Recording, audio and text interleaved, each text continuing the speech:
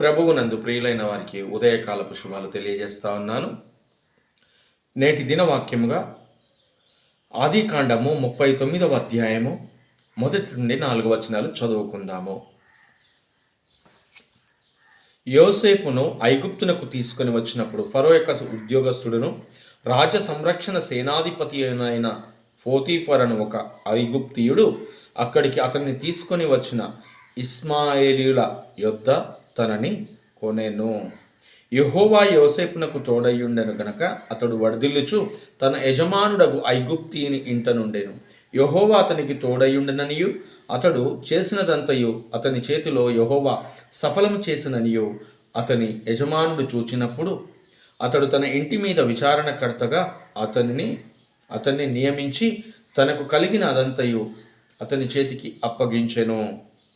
ఈ వాక్య భాగంలో మనం చూస్తూ ఉన్నప్పుడు యోసేపు గారు ప్రధానంగా మనకు అగుపడుతూ ఉన్నారు. వారి జీవితంలో జరిగినటువంటి సంఘటనను మనం చూస్తూ ఉన్నాము. యోసేపు గారి యొక్క పేరుకు అర్థము ఫలించడి కొమ్మ.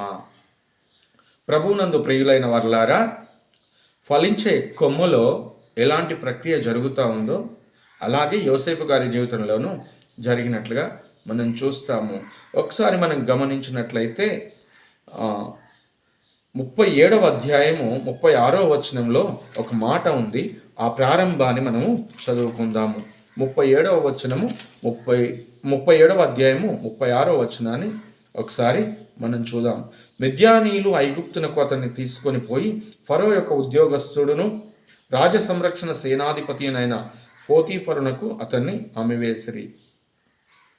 ఈ ఇష్మాయేలీయులు తర్వాత ఈ మిద్యానీయులు అనేవారిని ఒక్కరిగానే చూపిస్తూ ఉన్నారు. ఇక్కడ ప్రారంభమైంది యోసేపు గారి యొక్క ప్రయాణం, ఏదైతే ఐగుప్తు దేశానికి అమ్మివేసినటువంటి ఈ ప్రయాణము.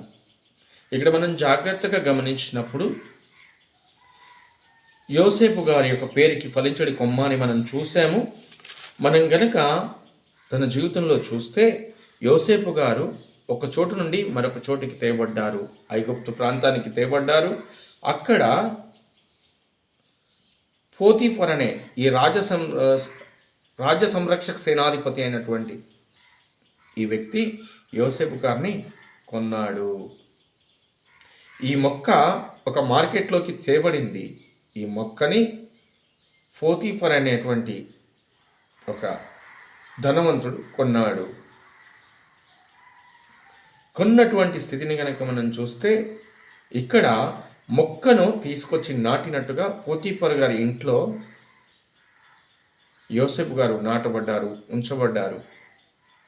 అలాగే పోతీఫర్ గారి ఇంట్లో యోసేపు గారు జీవిస్తున్న విధానము తన ఎదుగుదలను చూయిస్తూ ఉంది. ఫలించే కొమ్మ విధానాన్ని చూయిస్తూ ఉంది. ఫలించే కొమ్మ దాని క్రమం ప్రకారం తనకి అవసరమైంది మాత్రమే తీసుకొని అనవసరమైన వాటిని పక్కకు పెట్టినప్పుడు, ఆహారంగా ఏవైతే లవణాలు ఉంటాయో వాటిని తీసుకున్నప్పుడు ఎదుగుతుంది. ఆ రీతిగానే పోతీఫర్ గారి ఇంట్లో ఉన్నటువంటి ఈ ఫలించడి కొమ్మ అయినటువంటి యోసేపు గారు ఏ రకంగా నడుచుకోవాలో ఆ రకంగా నడుచుకున్నాడు. ఏది అవసరమో అదే చేశాడు. ఎలా ఉండాలో అలా ఉంటూ వచ్చాడన్న సత్యం మనకు బయలుపడతా ఉంది. తద్వారా యెహోవా యోసేపు గారికి తోడై ఉండి అతడు చేయనిదంతయు సఫలం చేసినట్లుగా మనము గమనిస్తూ ఉన్నాము. ఈ జీవితాన్ని, జీవన విధానాన్ని తనను గమనిస్తున్నటువంటి పోతీఫర్ గారికి ఒకటి అర్థమైంది. యోసేపు గారికి యెహోవా తోడై ఉన్నాడని, అందువలననే తనను వడదిల్లుచున్నాడని, ఆ దేవుని ద్వారా, ఆ దేవుని అనుసరిస్తున్న ఈ వ్యక్తి ద్వారా తన ఇల్లు బాగుపడుతుందని. అయితే ఇక్కడ నీతి యథార్థత కలిగిన వారు సన్మానానికి అర్హులు, లేకుంటే అధిక స్థాయికి వెళ్ళడానికి అర్హులు అన్నటువంటి మాటను మనం లేఖనాల్లో చూస్తాము. ఆ రీతిగానే యోసేపు గారి యొక్క అది ఏదైతే బానిసగా తీసుకెళ్ళి పనివాడిగా పుట్టినటువంటి ఆ స్థితి ఉందో అది పోతీఫర్ ఇంటి మీద యజమానునిగా ఉండడానికి, అంటే తన ఇంటిని చక్కబెట్టడానికి, ఒక అధికారిగా ఉండడానికి స్థాయిని పెంచే విధంగా మారిపోయింది.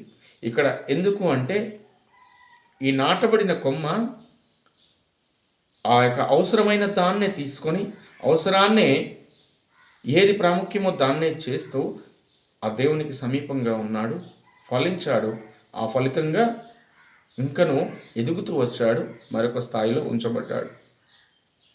అయితే మనం జాగ్రత్తగా గమనిస్తే ప్రభునందు ప్రియులైన వారలారా, యోసేపు గారు పోతీఫర్ గారి ఇంటి మీద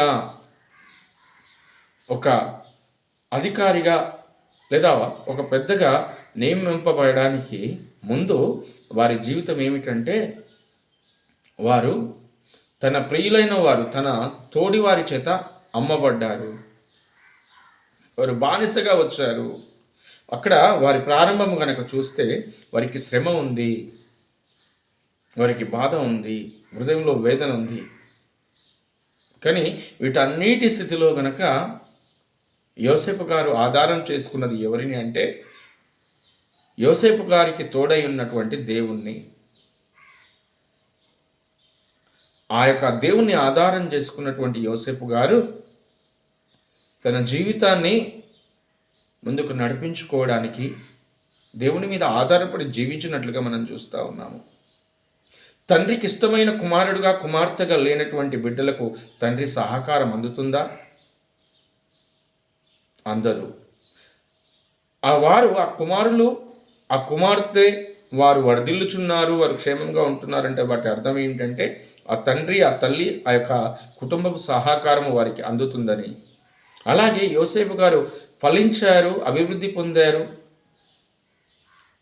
వారి యొక్క యజమానుడు ఎక్కడైతే ఏ ప్రాంతంలో అయితే యజమానుడిగా తన మీద ఉన్నారో వారికి వీరి మీద కటాక్షము కలిగింది అంటే, సాక్షాత్తు ఆ పోతిఫర్ గారి సాక్ష్యం ఇస్తున్నటువంటి మాట ఏమిటంటే, యెహోవా యోసేపునకు తోడై ఉండెను అన్నటువంటి మాట. దేవుడు తోడై ఉంటే సమస్తము సఫలము చేయబడుతుంది. మనము మొదటి కీర్తన 3వ వచనంలో చూస్తే, మొదటి నుంచి చూస్తూ వస్తూ ఉన్నప్పుడు మరొక మాట చెప్పబడుతుంది. యెహోవా ధర్మశాస్త్రమును దివారాత్రములు ధ్యానించువాడు ఆకువాడక తన కాలమందు ఫలమిచ్చు చెట్టు వలె ఉండును, అతడు చేయనదంతయు సఫలమగును. యెహోవా ధర్మశాస్త్రమును ధ్యానించడం అంటే దేవుని మాటను అంగీకరించి ఆ మాట ప్రకారం జీవించడానికి తనను తాను సమర్పించుకోవడము. దేవుడు ఉద్దేశించిన ఉద్దేశ ప్రకారము దేవుడు చెప్పిన మంచి మార్గమున ప్రయాణం చేయడము. ఏ తండ్రి ఏ తల్లి కుమారునికి కుమార్తెలకు కుటుంబంలో ఉన్నటువంటి వ్యక్తులకు చెడును బోధించరు, చెడు మార్గంలో వెళ్ళమని చెప్పరు.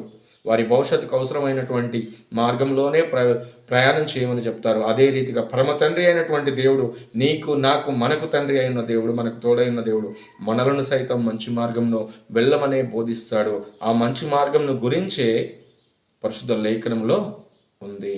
నీవు ఎలా బ్రతకాలి, ఎలా జీవించాలి, ఏ రీతిగా ఎటువైపు వెళ్ళాలి, ఏ రీతిగా నువ్వు ఫలిస్తావన్నటువంటి విషయము లిఖించి పెట్టాడు.